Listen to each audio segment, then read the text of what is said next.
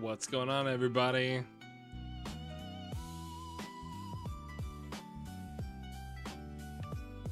We live. I'm Know Nothing attorney. I know nothing, so you can too, because it's only wow, totally lost all my words. It's only in embracing that we know nothing that we can actually learn anything. And that's what I'm here to do every time I'm live. I hope to learn from you, and I hope you can learn along with me. Yeah, let's edit that. Let's do that in post. How you guys doing tonight? Wow, like 4 people right off the bat. That's crazy. How's y'all's Wednesday evening? There's a post? Oh, yeah. Hey, Light Spectre in YouTube chat. How you doing? Wow. Busy kickoff. The main event. Oh, shit. What's the main event? What did I miss? Can't be me. Oh, no. Aw. Man. It is late, like Light Spectre. It is late, but it is probably early for me because I've got shit to do. I still have some debate prep to do. I've got less than 48 hours to debate time. I'm pretty happy with where my head's at on the debate, but we still haven't done like a team meeting on this one. So yeah, we are a little Donny Fund. We are.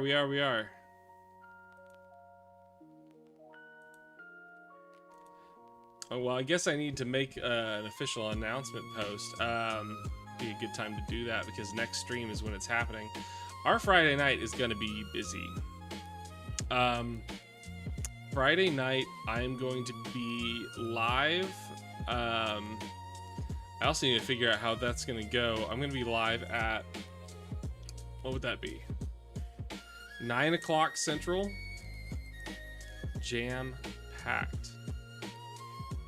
I'm going to be live at 9 o'clock Central. I don't know whether it's going to be, like, on my channel or only on Horseradish Patch. Not entirely sure. I need to figure that out.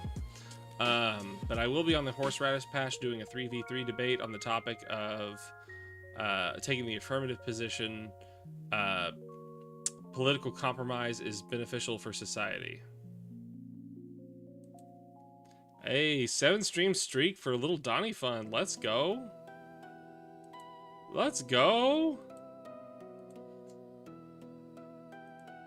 Yeah, it's gonna be my first like rules constrained debate. I'm not really sure how that's gonna go, but you know, I've been trying to prepare for that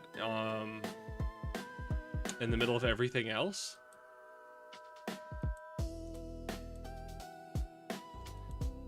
Maddie says depends on the issue. Well, I guess I would say it's a matter of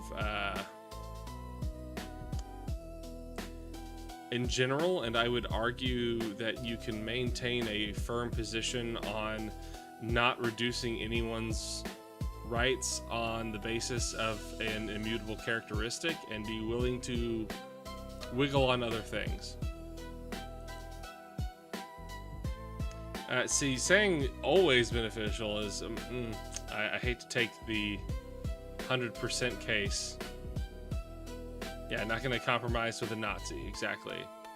I'm not going to compromise on trans rights. I mean, depending on what they want, like I might be like, yeah, like we should have certain medical standards.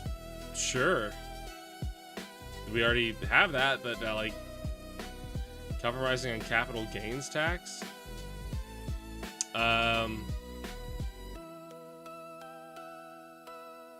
And I'm not following Maddie. For the sake of progress or impacting positive change in communities, I completely agree that compromise is the only way with it. Yeah, so I'm taking the position that, like, for there to be a benefit to society, that benefit also has to be stable and legitimate. Otherwise, you just have you've postponed conflict for further down the road. For anything to be truly hard won, It has to be with buy-in from the other side, or else you're either asking for political violence or the kind of polarization we have today, which I'm going to argue is the result of a lack of compromise. You go from a more neutral Overton window style position where there is overlap between the two sides to greater and greater polarization, which eventually leads to calcification of the two sides if you push it too long without some kind of compromise. Which is not to say it's anybody's fault necessarily if they don't compromise. I would say the current modern polarization is probably more the fault of the right than the left, and the right being completely unwilling to see the left as valid partners in compromise. And once you have calcification of these like two separate Overton windows, you have like an echo chamber within each, and then once you have that kind of like self-justifying, amplifying echo chamber, then you have bad actors who no longer have to to do coalition building, and these sides are willing to accept their position without like just taking marching orders. I've looked at some studies that like back up these positions. I've also seen some studies that suggest that the strongest, most effective way to depolarize is through compromise, is through the two sides, being forced to work with one another. So yeah, got to clean up the arguments a little bit, but I think I'll be ready for Friday.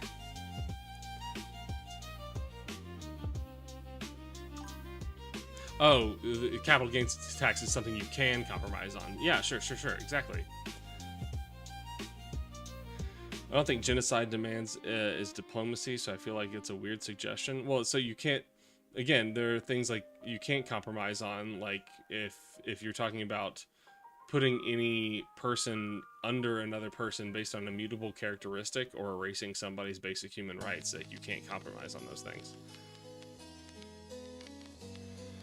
What's going on, Imperious Austro-Hungaroo? I'm doing well. How are you? Not gonna lie, I wonder what will happen with the Republican Party in 5 years. I wonder if it will dissolve and mutate into something else.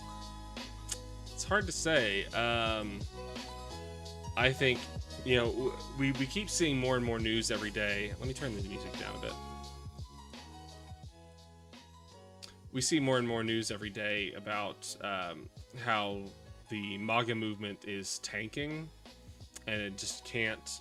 It's going to be losing tons of votes to the Democratic Party in the midterms, and it's like losing supporters, and it's exploding from the inside.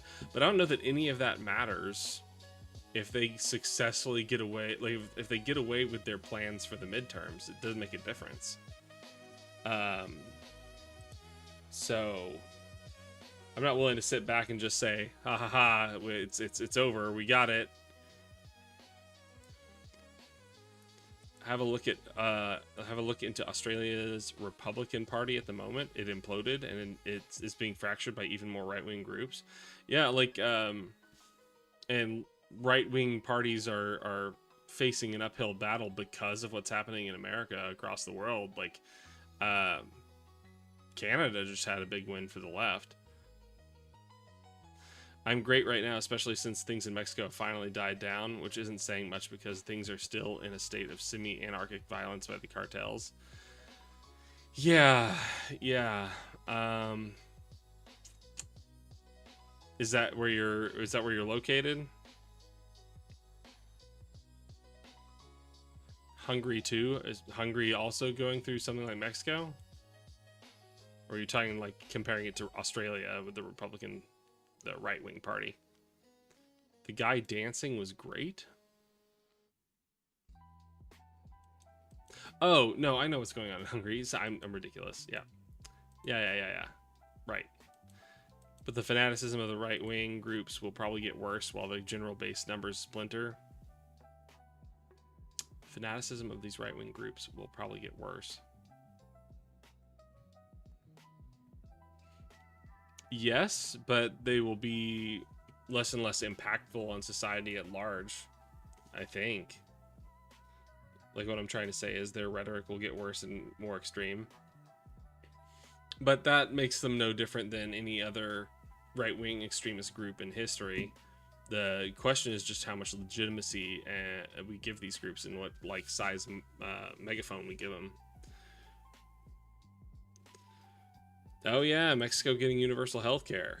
That's a big deal. Lived in Mexico your whole life.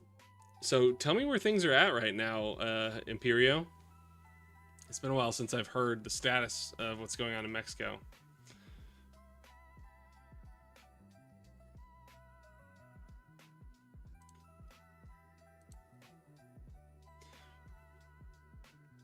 In other news, how about Virginia, y'all?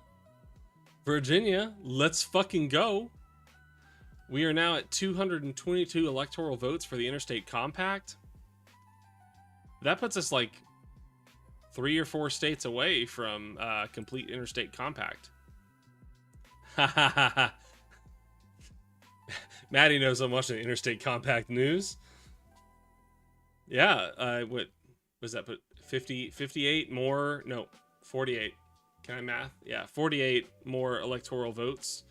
And we will be done with the Electoral College. They stole my idea. That's not my idea. I'm not pushing for the Interstate Compact. It would be fantastic, but we definitely need more fixes than that. The whole Trump Jesus thing is pretty much the severing of that last power base almost. I don't know why that would have any more of an impact than any of the other sacrilegious things he's done. It seems insane to me. Son of a bitch, he stole my line. Yeah, it feels like people are just like looking for an excuse to bail at this point.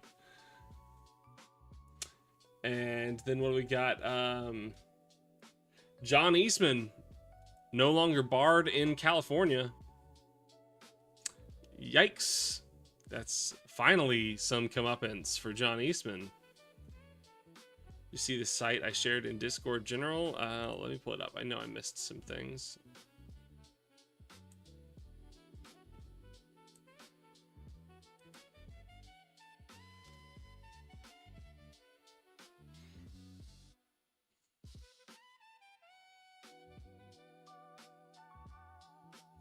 Oh yeah, y'all talking Mom Donnie today in general.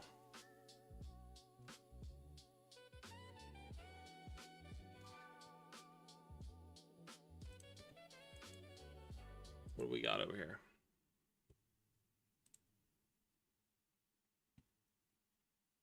Oh shit. The Reddit post that you shared, little Donnie Fund, is gone.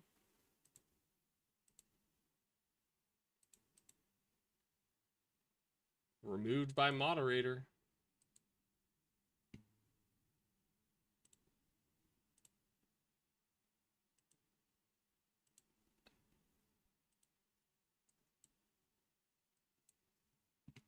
Got this one shared by Optimus Crime.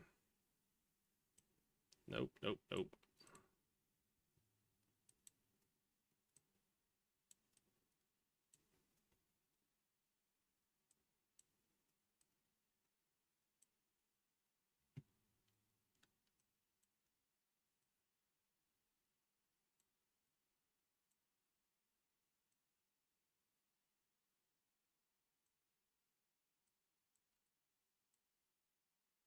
Just so you know, little Donnie Fund, with your offers to, you know, help me learn some of this streaming nonsense. After this week, like, I should finally have things cleared up enough that I've got some time to learn some shit. Do you just have one scene? No, I have multiple scenes.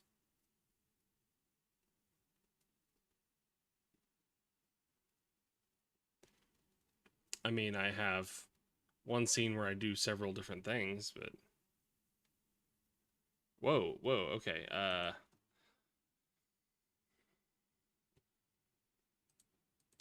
No, Optimus, I didn't see that. For starters, Mexico has had universal health care since the 1940s. Now they are only making a campaign for people to register. Secondly, as for the state of Mexico right now, is that one mart controls everything from the courts to the supposedly independent electoral institute, and they have control of all of Congress. And thirdly, the cartels run essentially everything. You have to pay them protection money to sell anything, and the number of murders and forced disappearances is higher than ever. Jesus.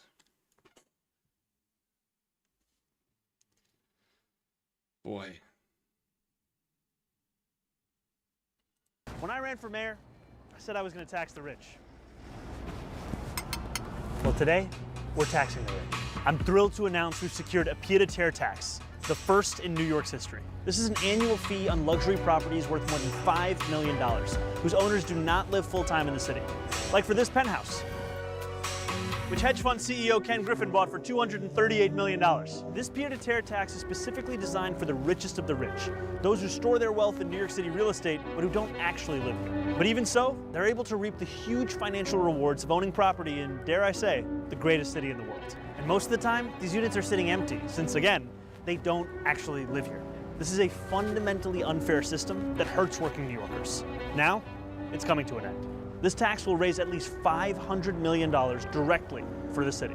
It'll help fund things like free childcare, cleaner streets, and safer neighborhoods. As mayor, I believe everyone has a role to play in contributing to our city, and some a little bit more than others.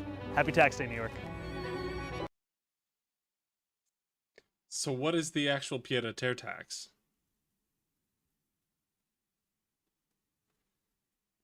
Is specifically targeting the Russians, but quietly. His production media team are so good, and he's not. Yeah, I mean, he's got a great publicity team. Finally, Billionaires Row is going to pay for all those empty penthouses to get fucked. Yeah, if you have to get vacation, if you have a vacation home, yeah. And what is it?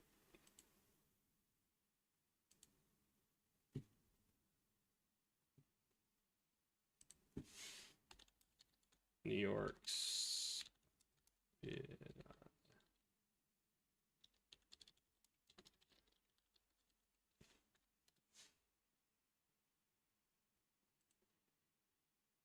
Yeah, the tax.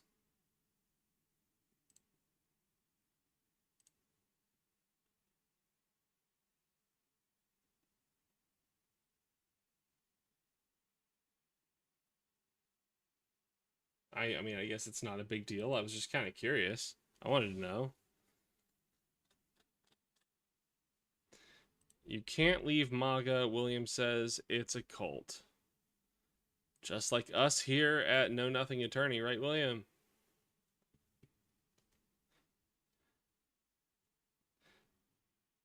They pay a higher percent on a certain income property tax. Okay. The party is called Morena and is a semi-left-wing nationalistic conservative for social issues party, and they are trying to create a one-party dictatorship like the one that existed for 71 years from 1929 to 2000. That party did what this party is doing right now. That party was called the PRI, and most of the former members of the PRI are now members of Morena. Bro, you can deprogram cultists and you can deprogram extremists even without waterboarding. Yeah. That makes me want to watch a video real quick. They harass you and try to get you back in. Does MAGA harass you and try to get you back in if you leave? Is that how that works? I haven't really thought about that aspect of like decultifying somebody and it applying to MAGA.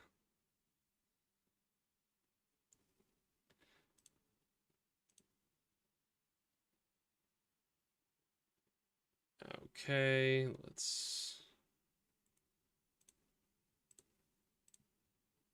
Little Donnie Fun shared this in the Discord, which is what inspired me to name today's stream.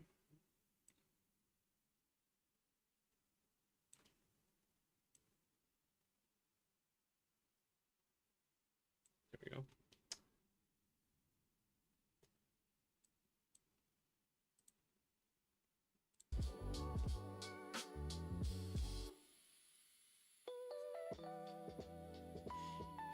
MAGA is a death cult. There's a website for leaving MAGA. It's hilarious to me, but sad at the same time. So it's removal of familiar ties and faith in the party / figure.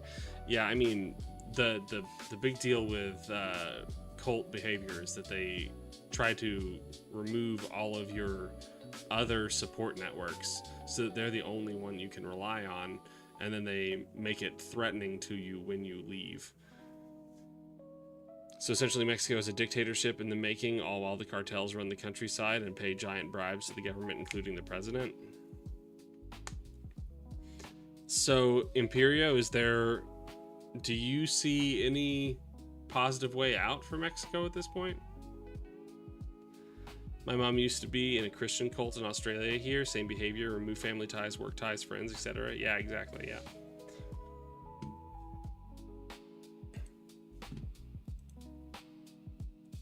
Hi, everyone. This is Rich Logis, Executive Director of Leaving MAGA. I'm one of those who fell down the MAGA wormhole.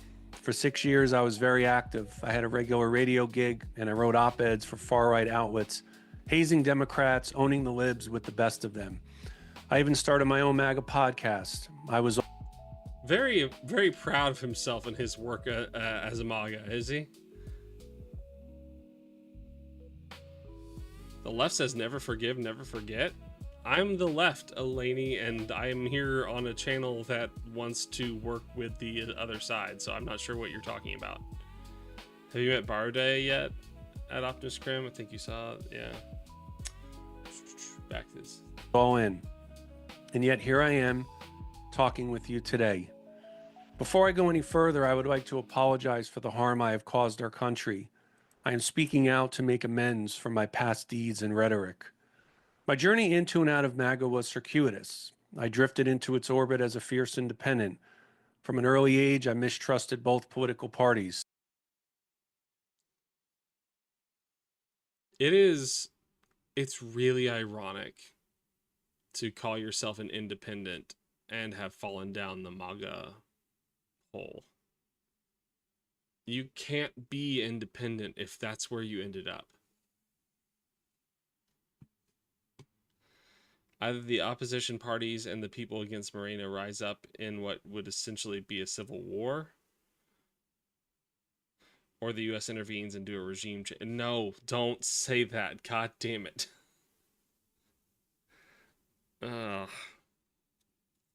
Little Donnie Fun, did you end up down the MAGA hole?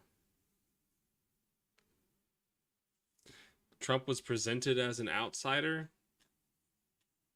Yeah, that's the problem. That was never the case. So if you believed that was the case, you had to be listening to somebody who was directing you how to think. Independence is criticism of your own as much as your opponents. Trump came in like a wrecking ball. He was presented that way. I mean, sure. The side that like anybody who's trying to sell you snake oil will always present it as something else.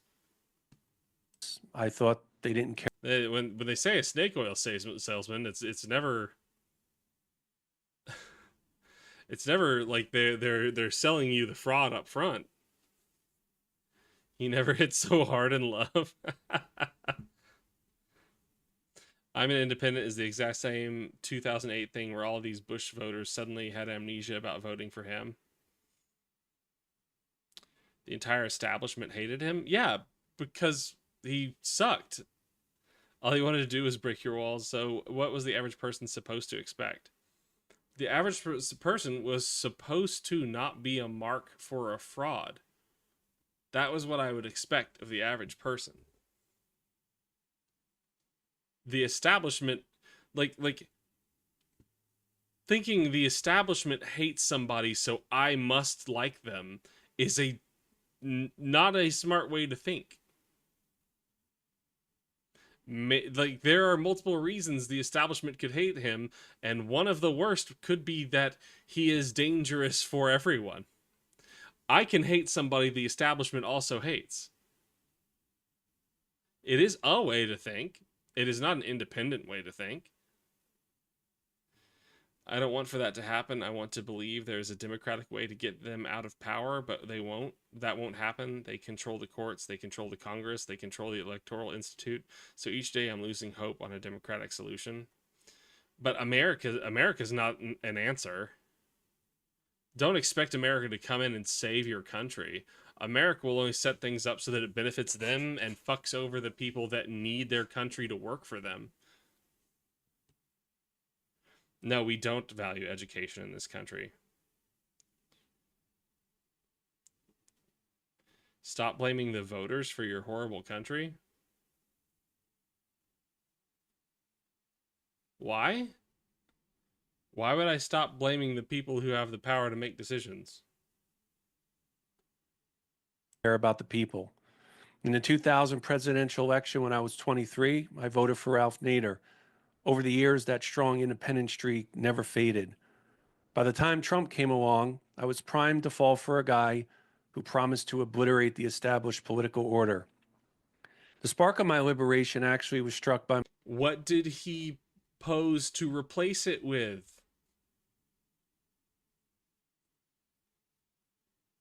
Because they really have no power? Are you suggesting it's rigged? Okay. my governor, Ron DeSantis. It was the summer of 2021. I was already harboring doubts about MAGA since I never believed Yeah, this guy is just, I don't want to vote for a Democrat. That's not independent. Horrible education system, gerrymandering, indoctrination, propaganda, disenfranchisement.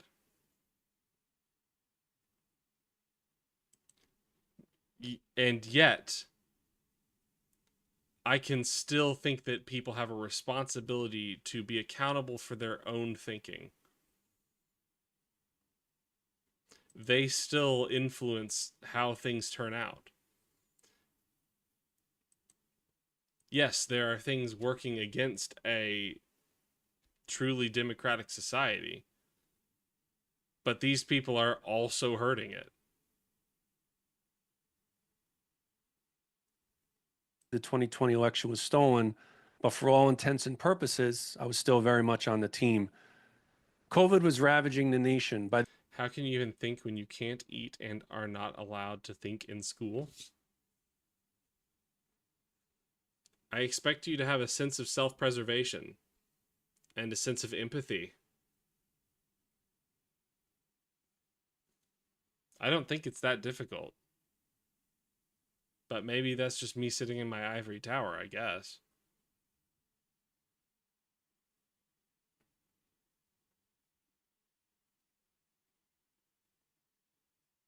I went to public school in an extremely conservative county in Texas.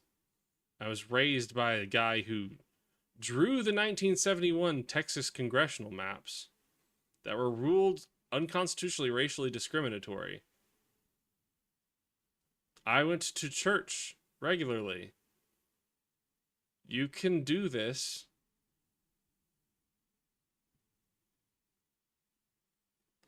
Self-preservation in capitalism is working and not participating in politics at all. I disagree. That's not very self-preserving. If you can change the policies through voting, I want parents to raise their kids again, not stick them in front of an iPad and hope it does a good job. This didn't just start with iPads, no, but they definitely don't help. No one cares about mutual aid groups. What? Why are we talking about mutual aid groups? What? At this point, the summer of 2021, roughly 650,000 Americans had died from the disease. I began to see news stories about a surge in COVID deaths in Florida from the Delta variant. Children's hospitals were getting overcrowded, and some kids were dying. I was getting freaked out. My older girl was 5, and my youngest was just 2. I couldn't get the images out of my mind, the desperate parents in intensive care units, in morgues. For months, Governor DeSantis had treated the pandemic properly, that is, as a grave threat to public health. Then one day, out of the blue, he did a 180. This is He platformed anti-vax cranks this and is much crackpot longer of a COVID message than I conspiracists. expected. The vaccine will change your RNA. It has a better chance of killing or harming you than COVID. That sort of drivel. The next day, a reporter asked him about the kooks. DeSantis said he couldn't remember what the speakers had said. The day before, at his press conference, I was furious that he was taking me for an idiot, and that drove me to take a fateful step. I left the MAGA echo chamber. I picked up papers I hadn't read since before MAGA. They were part of what I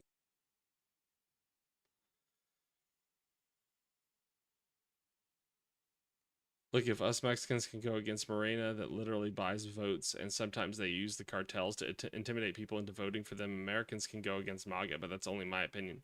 I mean, at this point, I don't think we have any concern about America going pro-MAGA.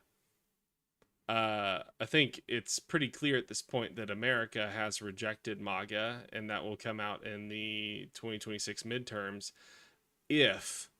The problem is if we haven't already made a critical, life-threatening error by handing power over to the MAGA regime. Then we might be in trouble. But if we're allowed to have elections the way we used to in November, then this movement is done. But I'm still reaching out to the people who used to be there, or the people who are there, because those people kind of need some talking to. They need somebody rational to talk to them. Honestly, I didn't even watch this. I just found the site and thought it was something worth sharing. I feel like this guy is a little self-important, and he can't deliver. Like maybe he needed like a separate page for testimony. You have small groups of psychopaths with huge financial capital. I like this guy's message. I just think his approach is wrong. And you expect the slaves to know that they are enslaved. The intelligence ones, yes, and it's their duty to free their brothers and sisters. had dubbed on my podcast percenters were just hangers-on, political dilettantes who were there for the excitement rather than the politics, to even consider cutting myself off from what had become my community. My internal tug of war was intense. My conscience and oh my God, you're just giving people's full names out here? Oh my God.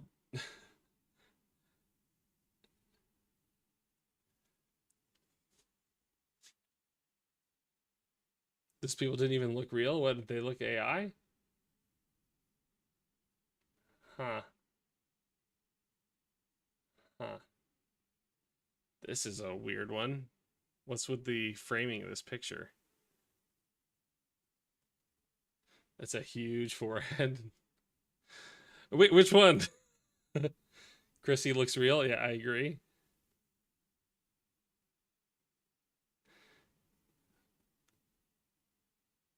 His approach is based in rationality in a lot of it, and I think a big part of the issue is also living in an age where objective truth is basically non-existent.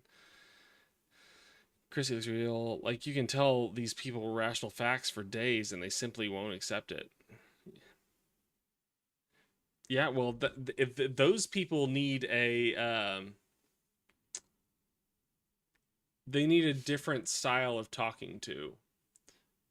You can't start by talking to them to politics. You need to start to those people by talking to them about how they know stuff. Like in daily life, how do you know things? You can know scientific facts that you have never yourself touched. That is what science is for. These people need an understanding of the scientific method that isn't like a textbook explanation.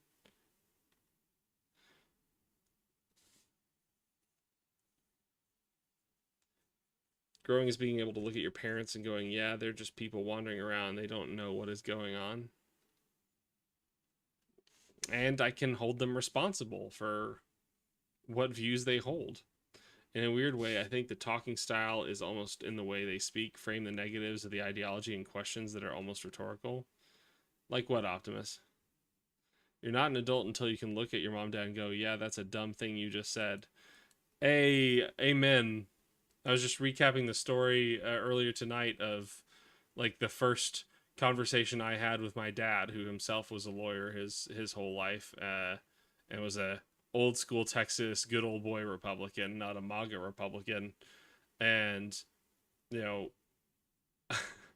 I really felt like my dad had become an old, powerless man, a shell of his former self, when I straight up mopped the floor with him in a conversation about immigration that ended with him not being able to justify any of his claims anymore, except to say he doesn't want people coming here that just speak Spanish because it's not the lingua franca. And I was just like, okay, so you have just conceded to your stance being based on your fee-fees. That's all you have is your fee-fees. And at that point, he literally ran away from our lunch.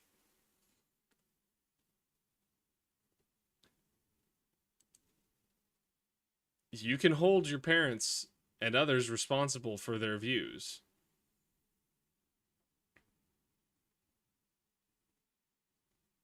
Dad, hear me for a sec. Like, they live in a world of grievance politics, and views are held purely out of revenge and spite for others. It's the language that embodies their entire worldview. Yeah. What's the difference of those Republicans? Didn't they both believe in limited government? You mean between, like, old school good old boy Republicans and MAGA? Good old boy Republicans aren't willing to throw away the Constitution for getting their way. And their way doesn't involve maximizing the power of the president, because that's kind of contrary to classical Republican beliefs. Feelings suck. Yeah, facts don't care about your feelings, conservatives. And I could be so wrong here, so definitely accept that, but being tolerant and rational in approach hasn't gotten results, I feel. It's the only way I've seen people change their mind. A state that was Native American and Mexican far, far longer than being American. They believe that because they live that way, we all must suffer the fate they once have. God, there is no stance that is more infuriating than I didn't do it that way, so why should someone else? That is so infuriating. They're still incapable of admitting young people have worse. Yeah, yeah.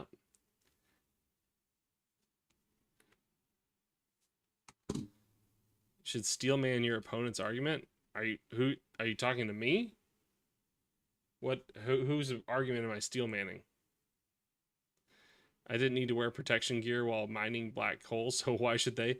Yeah, I didn't have public education in the 1930s. Why should anyone have public education? Sure, Elaney, but who are you talking about? If one compares, even Nixon and Reagan are more moderated than modern conservatives in the US. Yeah, I mean, absolutely. That actually is a problem with some of them. Again, well, yeah. Strawmanning anybody doesn't get them to change their mind, for sure. My grandmother went to a one-room schoolhouse, so she doesn't get free lunch.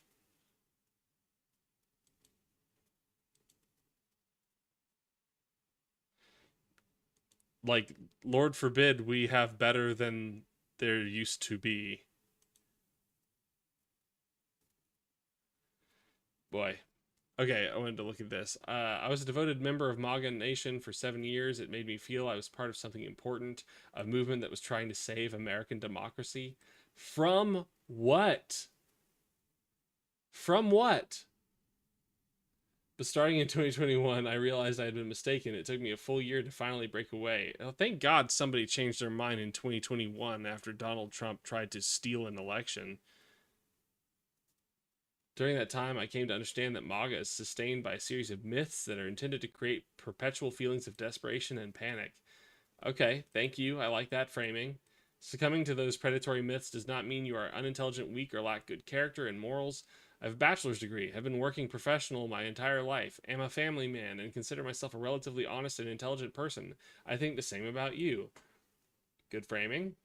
I understand the reasons you have for supporting MAGA, and I know many of us traveled different paths to get there. I gravitated to Donald Trump because I have always been suspicious of our two-party system, and I saw him as the right man at the right time.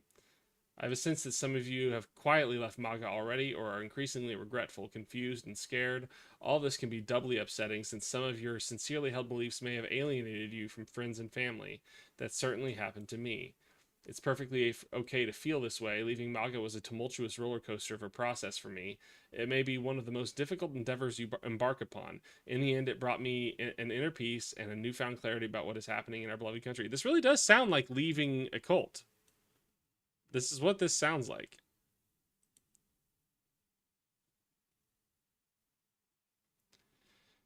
All of this is ego. I mean, I think that's where this is coming from, but he does have some good framing as far as like how to approach talking to someone about this. You have to respect the values that they were misled from to the beliefs they held. Respect those values that are core, and don't shame them for those. Find the value that you think is actually laudable and build something better from there. I could buy a house on a month wage, but these entitled kids can't afford a measly $2 million. I'll buy this house and then show them.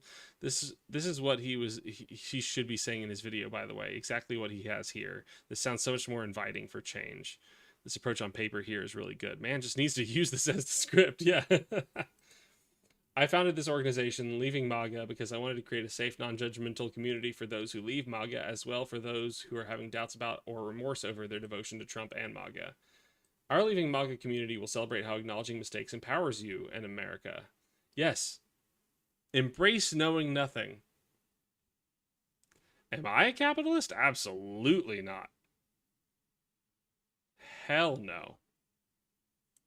I feel like Pence was trying to gently shift people to glom onto him or at least undermine Trump, and Trump punished him for it.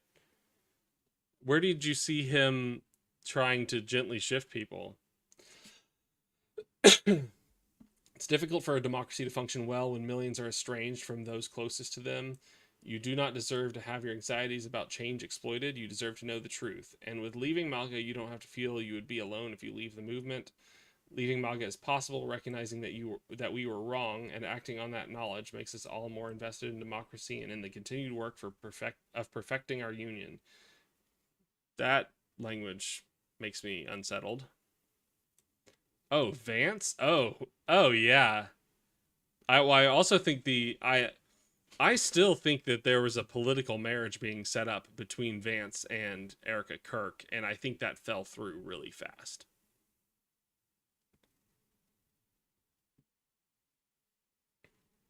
Mike Pence feels like it was so long ago, like something out of the Bush era, right? Sign off is great, by the way, recognizing that we were wrong, not you were wrong. You weren't alone in being misled. Yeah, for sure. They left MAGA.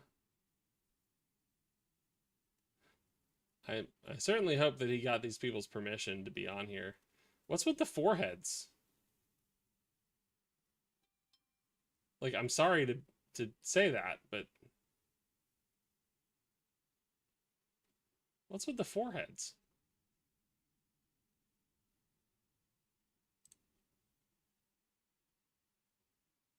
Oh, okay. We have a memoir from this guy.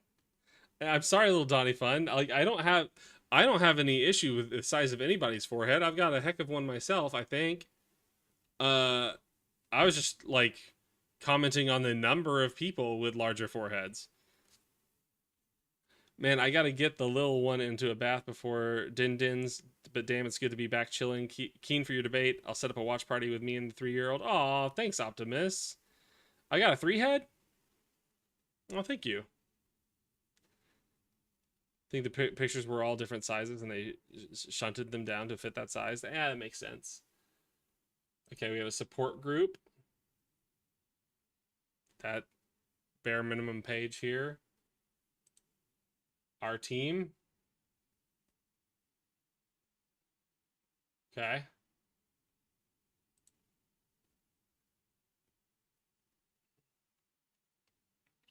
Well, there are less materials than I thought would be here. I think they kind of need some material addressing specific issues.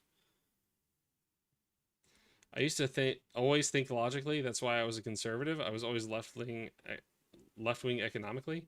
What? Thinking logically is not a conservative thing. What? This comes off as very live journal.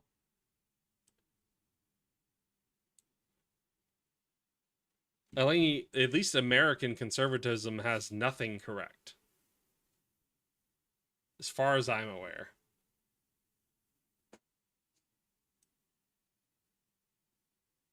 Common sense is a very conservative thing.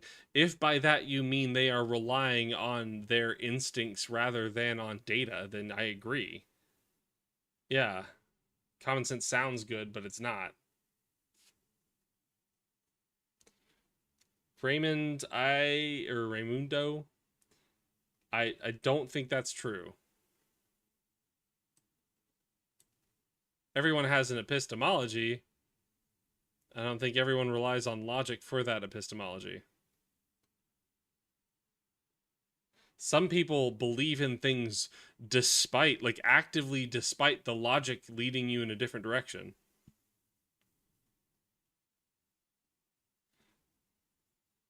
Common sense is the country fried version of vibes-based decisions. So the site was registered in 23, but that doesn't mean it's been set up that long. Oh boy. Okay, let's...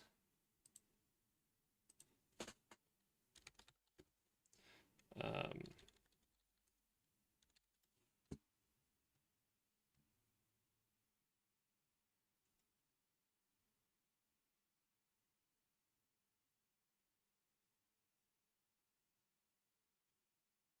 want to find the interview between Vance and he was on Fox News in the last couple days. Oh, I know what else I wanted to find.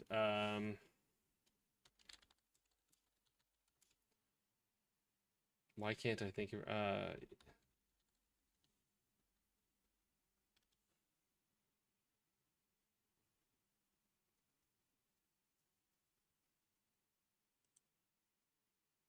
And that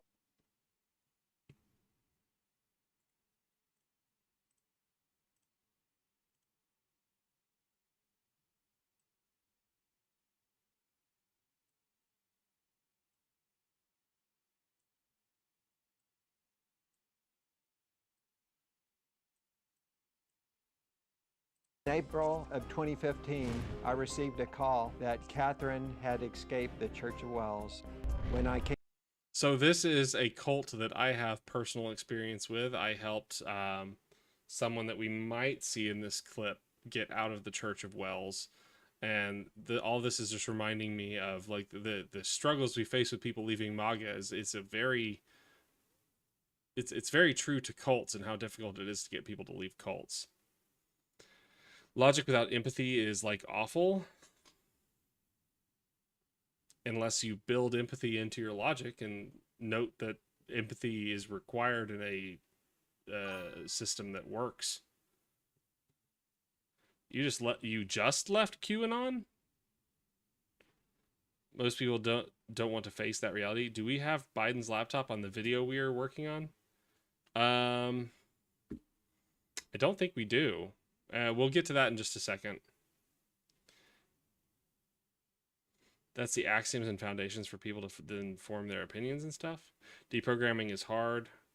When what? When did I have an experience with an actual cult? That was 2016? No, I just decided to leave. I wasn't in a cult. Oh. Came into the sheriff's office. Catherine looked extremely thin. She wouldn't say anything when I talked to her. She just Hold looked. on, let me see. Where's the picture? She wouldn't say extremely thin. Catherine looked. Oh yeah. This is what people in the Church of Wells, or at least the women and children, look like. They are very thin from my experience. I was very concerned about the children that were there, and that was kind of what pushed me to go to law school, to try and help get the kids out.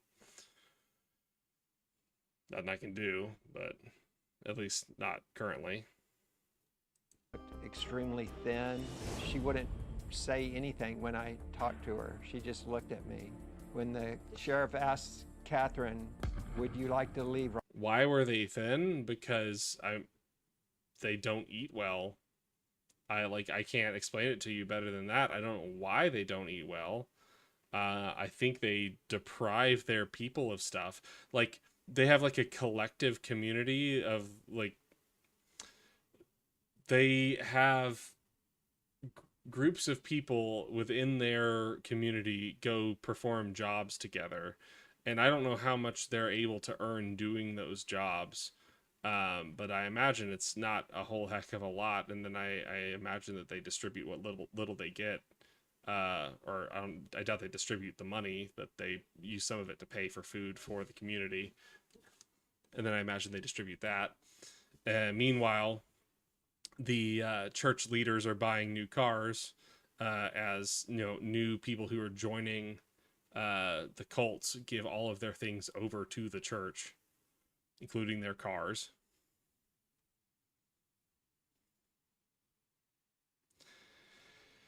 I don't know if it was food access restriction or a hard corporate expectation of thinness. It's not the expectation, not that I'm aware of. Right now and go home to see your mother and father. Catherine nodded her head yes. We know that Catherine, our daughter, has tried to escape at least 4 times. We've heard 911 calls. Warren Sheriff's Office. I need somebody to pick me up. Where are you? I-69. We've seen body cam footage. I'm just trying to get help from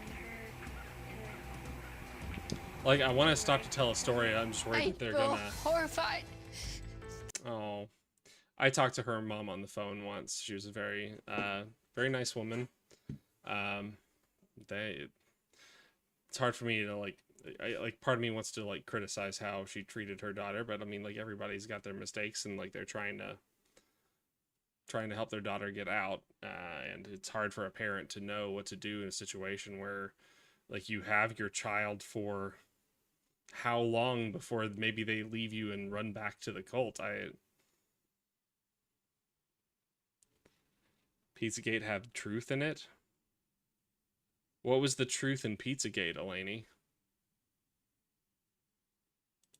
That my daughter is trying to leave this someplace with strangers. I feel helpless that I can't help her. Well, in 2016, Catherine walked almost 10 miles to a woman's home who called 911. And here's the body cam video from when the police arrived. I don't know if they're going to cover the story in here, but elites are diddlers, and that was never like not a debate. Then that has nothing to do with the actual Pizzagate story. You can't just look at like a whole class of people and say that they're all guilty because some of them are. That includes the wealthy. That even includes the capitalist class, god damn it. But I do remember hearing a story about Catherine driving away from the Church of Wells and her stopping her car and just cowering because she was afraid that God was going to strike her dead for running away.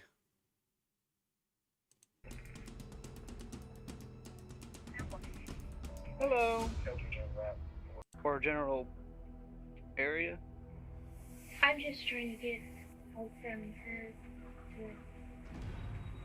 to get a ride somewhere. And And this is especially terrifying for the women of the Church of Wells, because they immediately marry you off to a man to have you start having children. So I don't know how many children Catherine had at this point. Don't know if she had any at this point. But, like, what are you supposed to do? You can't, like, take your children with you and run. How are you supposed to run with children?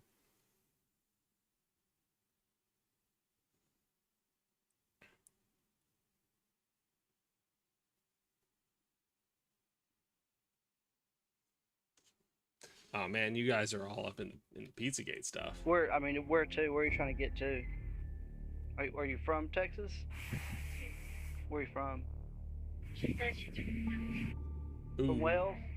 I think I'm just gonna go. It's up to you. Yeah. If you want to ride somewhere, I can give you a ride.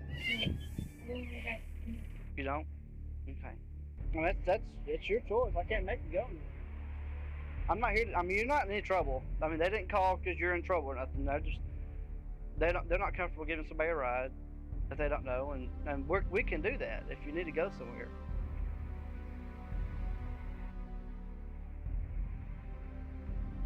Be careful. Okay, do you know what happened at that point? We don't know. We don't know how she is there. And he showed who those women are. Halloween night, 2016. This is the guy I helped rescue from the Church of Wells. I was downtown Austin doing street ministry. That's when I first encountered members of the Church of Wells, and we started talking. They said, hey, we're doing what you're doing. We're following Jesus. Do you want to go with us? And I said, sure. So I agreed to head out to Wells. It seemed like I was with people who were really out there to make a difference. As we were walking in my car, they offered the bottle of water. I believe I was drugged. As we drove through the night out to Wells, they began to just kind of preach and preach. It was just relentless onslaught to the point where the words that he was saying didn't even make sense anymore. The compound was approximately a few no one's acres. defending Epstein? They had several what are log we talking about? cabins. 70 to 80 members lived at their compound. Looking back in retrospect, it was certainly a red flag. As they began That's to a show good me point, Maddie. I around, the should new raise this with members Dave. were already aware that I was there and were looking forward to meeting me. I've come to learn that cults tend to do what they call love bombing, where they continually make the new person that they've brought in feel loved so much more than the rest of your world. The Church of Wells is a cult, in my belief. They tend to disguise themselves as people who are running a legitimate ministry. So the story is that these three boys, all of whom went to Baylor University out in Waco, everybody's favorite place for cults. Story goes that they approached the leaders of their cult that they started in Waco. All three of them approached the elders of the cult and said, God came to us in a dream and said we should be running the church. And the church elders were like, no, we know this game. No, absolutely not. And so they went on their own way and started their own cult. They look like they're about to invent Facebook. They look like they're about to harass the shit out of some people on Facebook. That's what they do. Narcissism absolutely is at the core of every cult. It has to be a person who's so self-important as to think that like people will listen to them no matter what. You have to start with that, and then you have to have like a certain level of charisma that comes with narcissism. That it actually does convince people to listen to you. And I mean, I think that most of what that is just having the confidence to expect people to listen to you usually is all it takes. I think the majority of people are looking for someone to listen to. A legitimate ministry.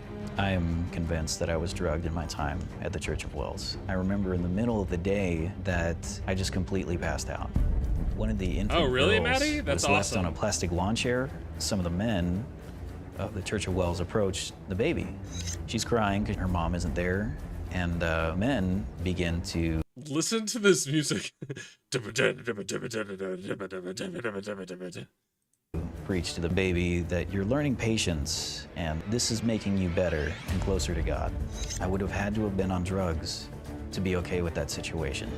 On the third day, This cult basically bought out the entire town of Wells, Texas. And they had an Australia branch that when we went to rescue this guy, they were apparently hemorrhaging members out in Australia. So I don't know if they still have an Australian branch. And this is why I think there should be a database of narcissists. They always lead to some type of harm. Oh, shit, little Donnie Fun. finally gotten reception. I had no idea my family was looking for me. A lot of the calls and the texts started flooding in, explaining that it's a cult and that you should get out and that you're in danger. The very day that my family and friends drove Love that up, reenaction. during the initial meeting out in front of the cabin, it turned into a big debate. Mark and Rick began to talk and preach at my family, essentially trying to antagonize them. It sounded like two families arguing over custody. It was absolutely a miracle, without a shadow of a doubt, that I'm here to talk to you today. Because people don't just walk out of that place in the middle of the day. And who are you going to credit that to, Jordan? Who are you going to credit that to? Because let me not downplay this at all. After he was rescued, his mom threw a party for him, inviting him to see how much he was loved. And his mom then gave him the opportunity to speak at the party, in which case, at which time he then shamed everyone for having acted out of fear in their hearts to come get him. And man, that pissed me off. I hope he has changed his tune on that sense.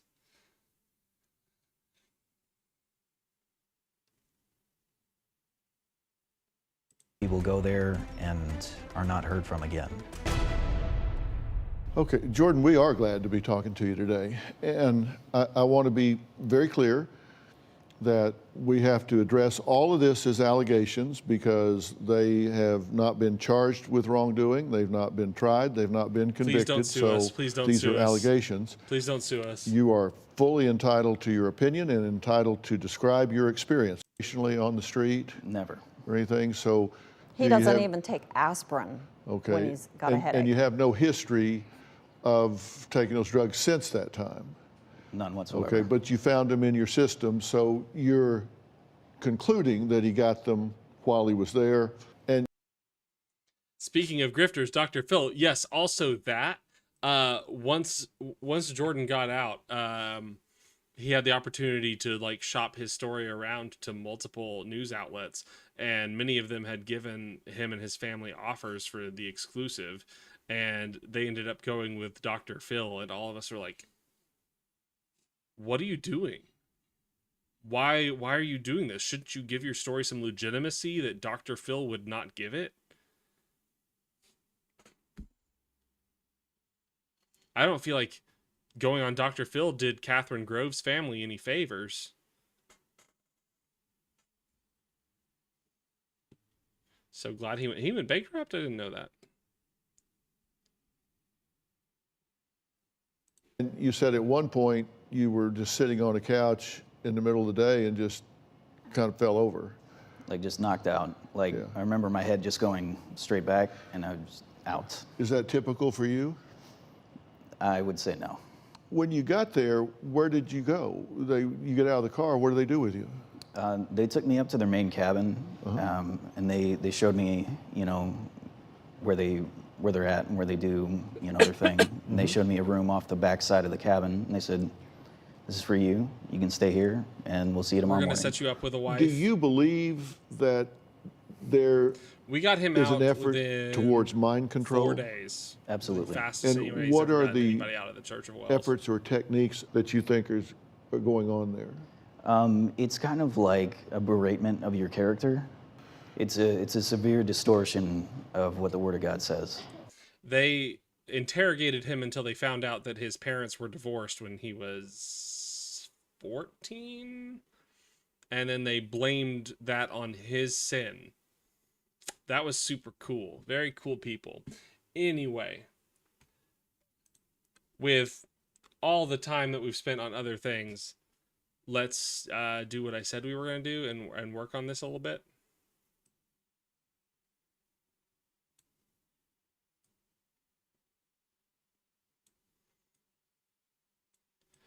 Okay. So right now we're working on a video script outline / the actual script of the video for a series on conservative propaganda. I would like to address all of it as, I don't know, quickly isn't the right word, like efficiently as possible. So we have gone through and listed a bunch of stuff in here that we want to address. And we're going to get some details. I would like people to add sources to pull details from if you're interested in helping us with this. And if you are interested in helping,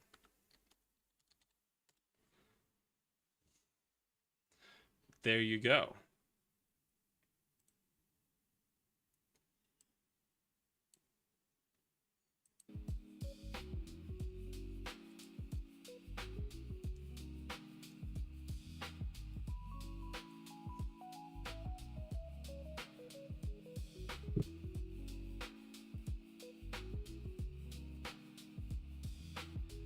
And Maddie, we have a document from a while back where we recorded everything on the Trump's ties to organized crimes.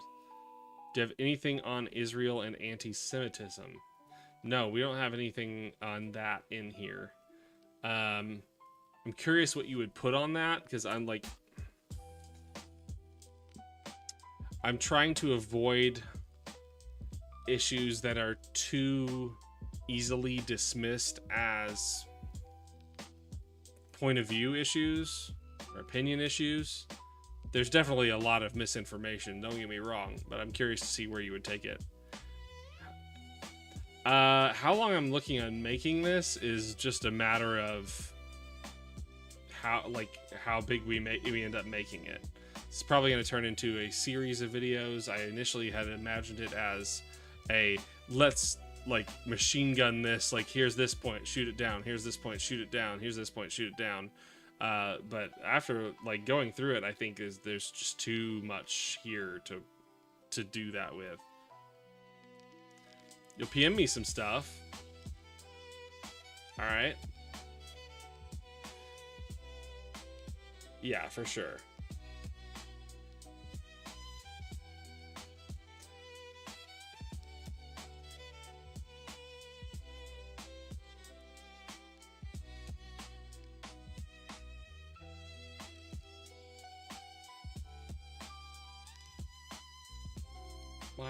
Why is it doing it like this? I don't want it to do it like that.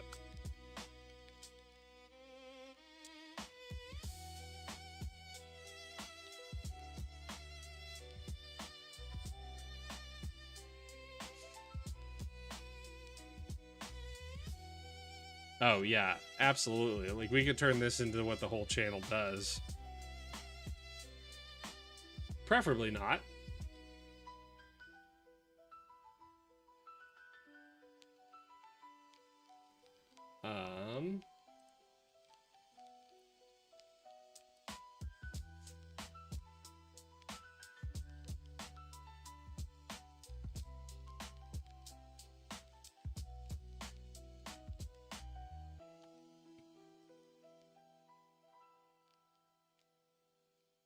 Sorry, War Powers Resolution.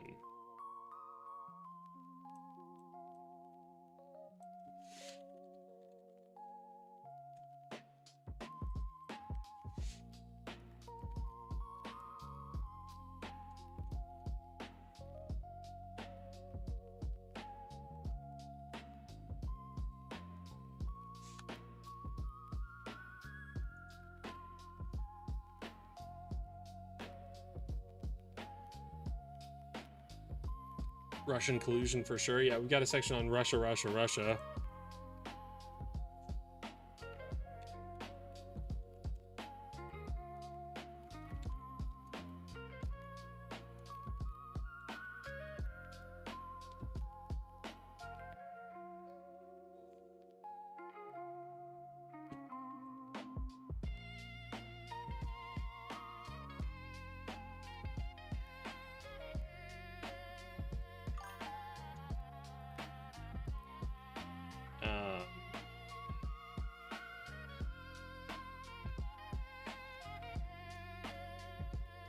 I'll just do Katie John. Well,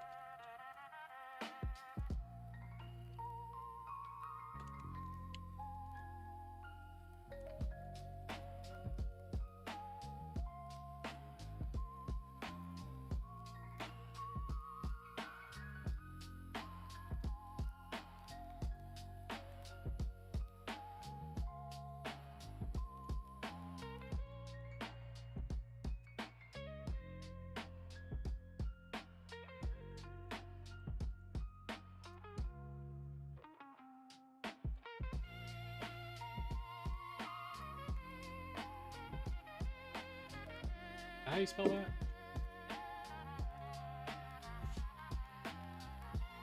No, no way.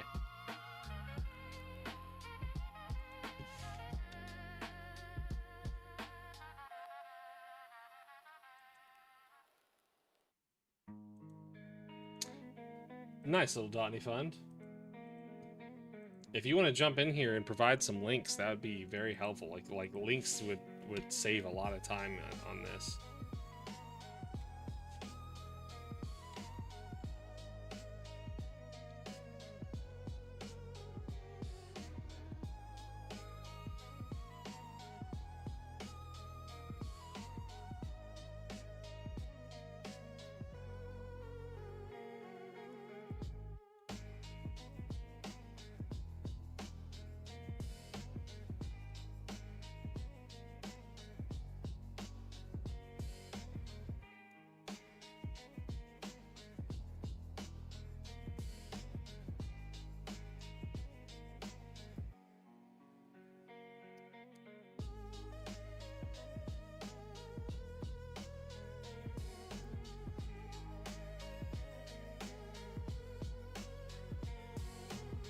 What do you think they'll do with Pam Bondi?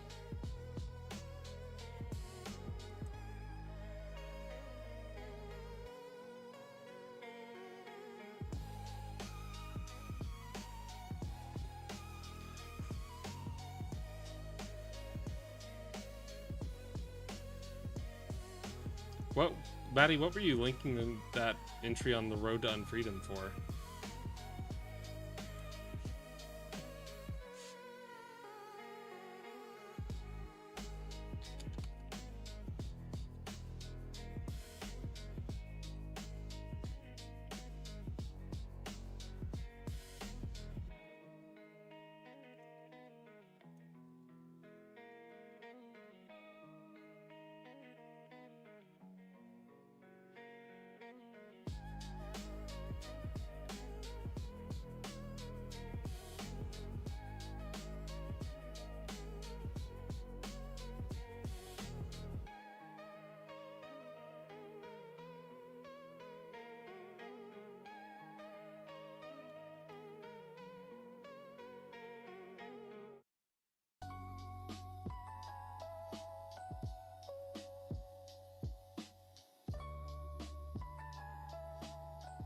Yeah, here we go.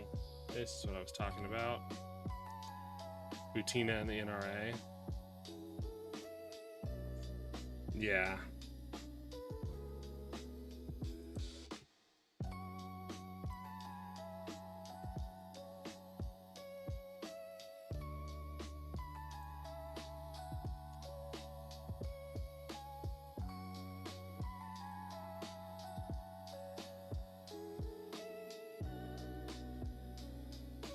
So this is a fun one. I'm sure y'all have seen this already. Oh.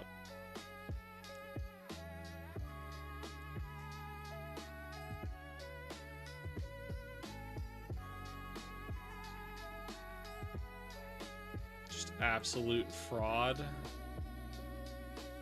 on the part of our executive branch. New evidence uncovers Obama-directed creation of false intelligence report used to launch years-long coup to undermine President Trump and the American people. Released by the ODNI. Jesus Christ.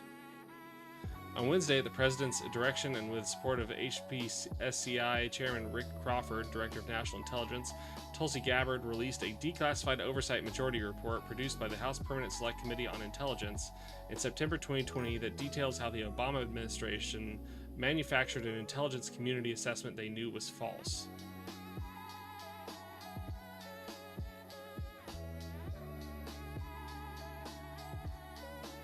President Obama directed the creation of this January 2017 intelligence community assessment after President Trump defeated Hillary Clinton in the 2016 election, and it served as the basis for what was essentially a years-long coup against the duly elected President of the United States, subverting the will of the American people and attempting to delegitimize Donald Trump's presidency. How? How does that do anything? How does it do anything? Oh yeah. Maddie, are you wanting me to add that, or are you adding things?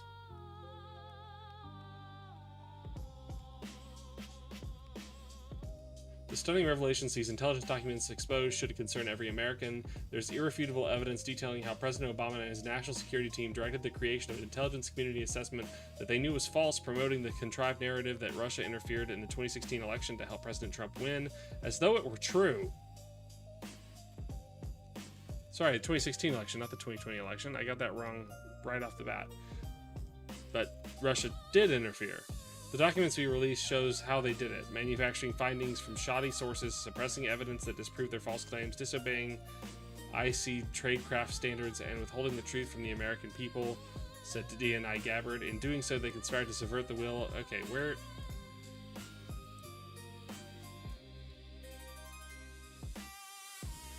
Putin's principal interest relating to the 2016 election were to undermine faith in the U.S. democratic process, not showing any preference of a certain candidate. Untrue. Putin chose not to leak the most damaging and compromising material on Hillary Clinton prior to the election, instead planning to release it after the election to weaken what Moscow viewed would be an inevitable Clinton presidency.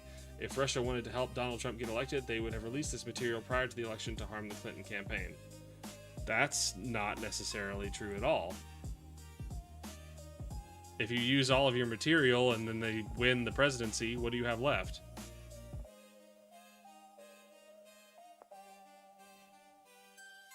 The material about Hillary Clinton that Putin chose not to release before the election, including possible criminal acts, including details of secret meetings with multiple named U.S. religious organizations in which State Department representatives offered, in exchange for supporting Secretary Clinton, significant increases in financing from department funds and the patronage of state in dealing with post-Soviet countries. DNC emails detailing that Hillary Clinton suffered from psycho-emotional problems, uncontrolled fits of anger, aggression, and cheerfulness. Clinton was allegedly on a daily regimen of heavy tranquilizers, and while she was afraid of losing, she remained obsessed with a thirst for power. If there were any actual criminal element here, you'd be damn sure that Hillary Clinton would already have gotten at least put to a grand jury. This would already be underway. Oh boy. Okay, I can't keep looking at this.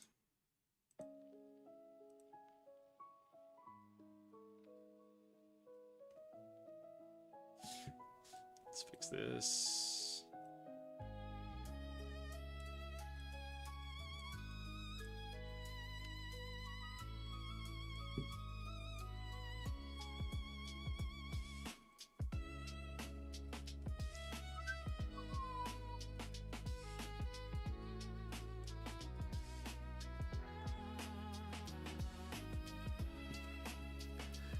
I can't stay on much longer, guys, because I do need to do some more debate prep before I go to bed.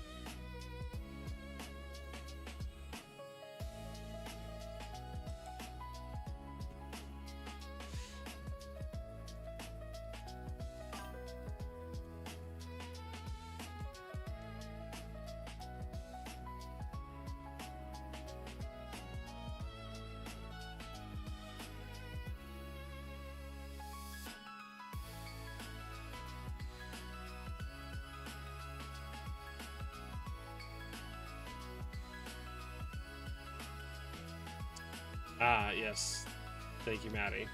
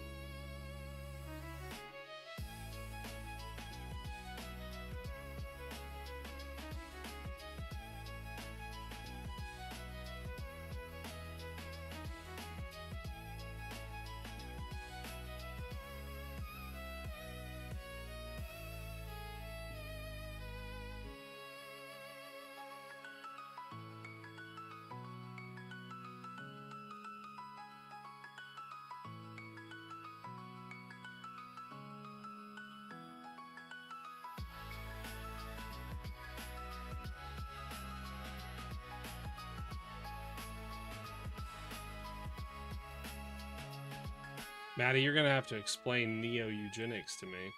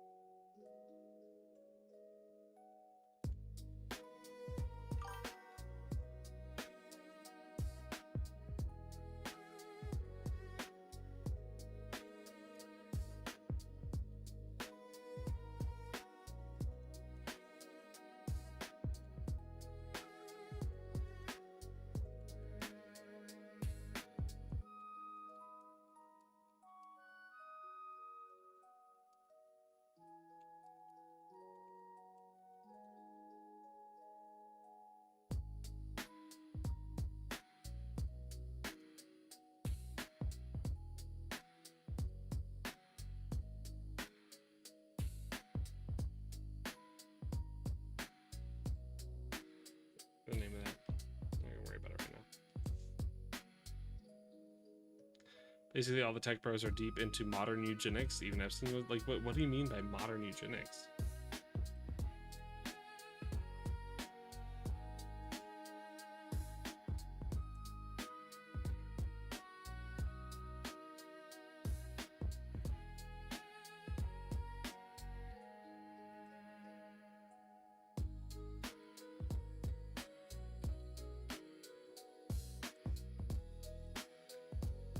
Maddie, when you say loss of medical autonomy up here, are you talking about abortion?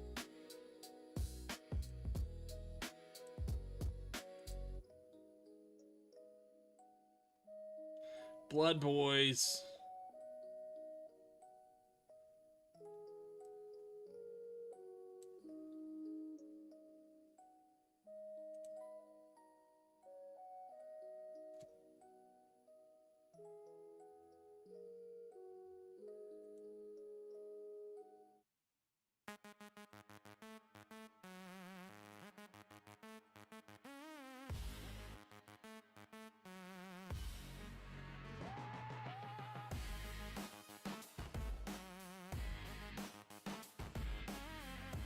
Okay.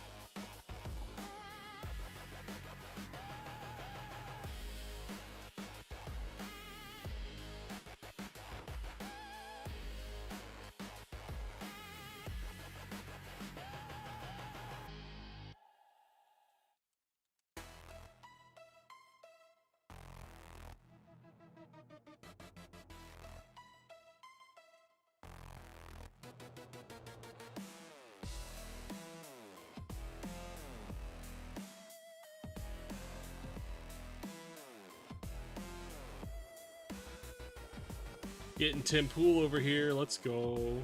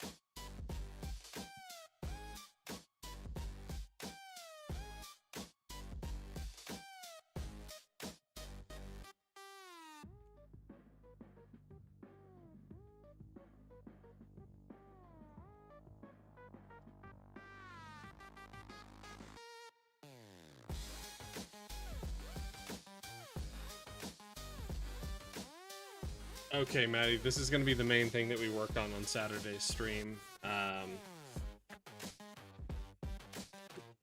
going to leave a note to make sure that this is precisely what we work on.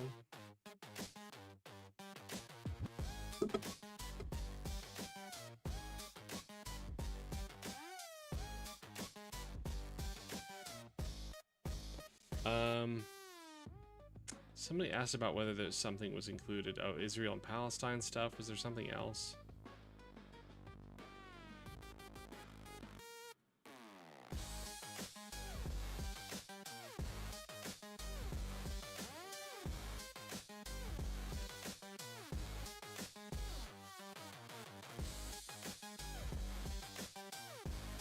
Oh, where should we put January 6th in here?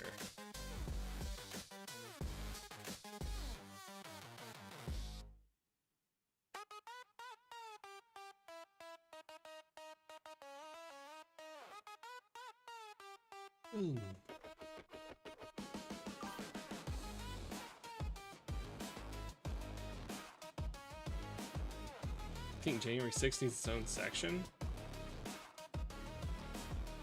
You don't think it should go under Trump?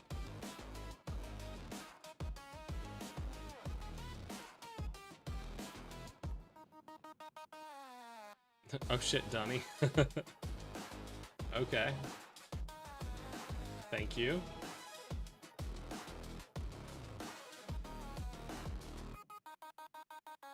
Hell yeah.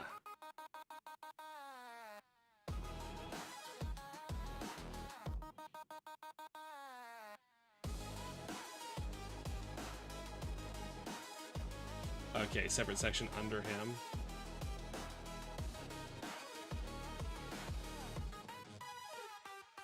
Oh, I need to move this.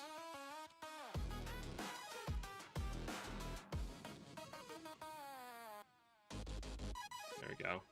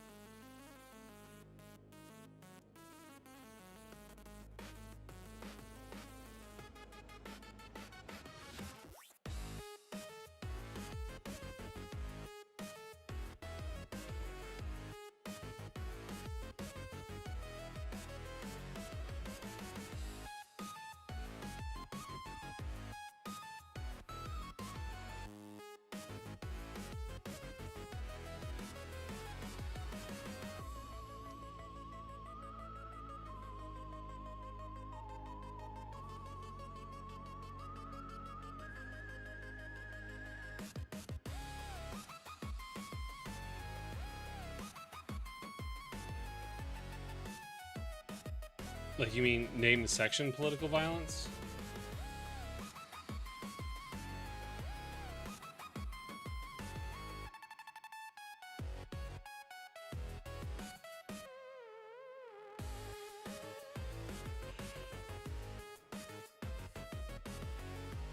Oh, yeah.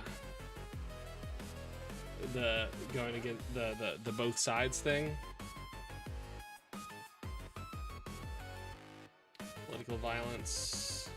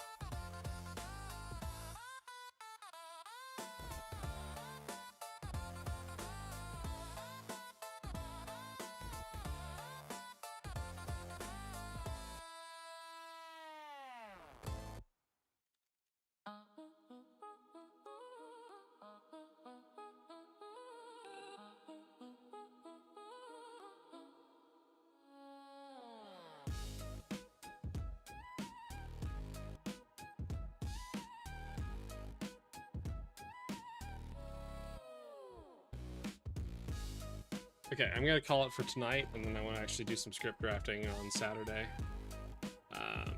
And I want to start collecting links. We need links. What was it? The file dumps? Oh yeah. Are you talking about where he stole presidential records?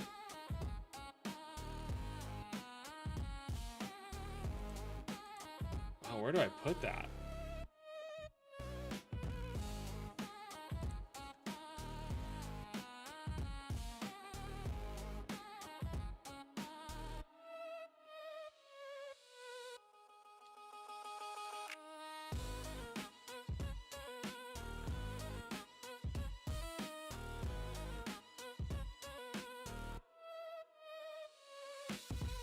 I'm not sure what you mean about file dumps for the electoral fraud.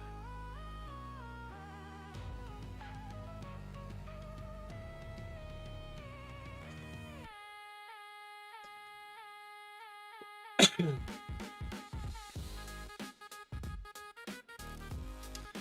do BLM Boogaloo Boys causing the violence they accuse the left of doing? You're gonna have to add that in. You're gonna have to substantiate that. I'm not sure what you're talking about. The presidential records threat to democracy, you think? I'll think about that one.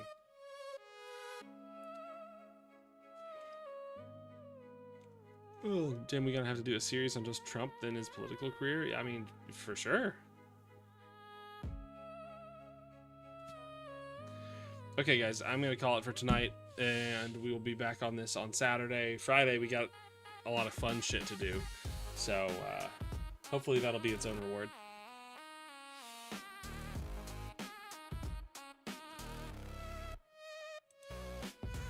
I'm Know Nothing Attorney. I know nothing, so you can too. Because it's only in embracing that we know nothing that we can actually learn anything.